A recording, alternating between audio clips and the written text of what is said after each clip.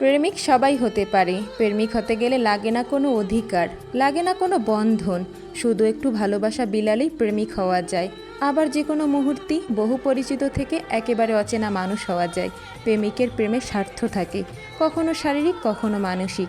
উদ্দেশ্য সাধন হলে কেউ কেউ কেটে পড়ার সুযোগ খোঁজে, আসামির মতো। কিন্তু স্বামী হতে গেলে লাগে অধিকার, বন্ধন, লাগে যোগ্যতা, পকেটের ভারসাম্যতা। দায়িত্ব বোঝা কাঁধে নিয়ে সকলের অনুযোগ অভিযোগ মাথা পেতে নিয়ে আগলে রাখতে হয়, কারণ নারী ছেঁড়া ধনকে। স্বামী চাইলেই অধিকার সম্পর্ক অস্বীকার করতে পারে না। পারে না সমাজের শৃঙ্খলা ছিন্ন করে রাতারাতি সম্পর্কের কবর দিতে।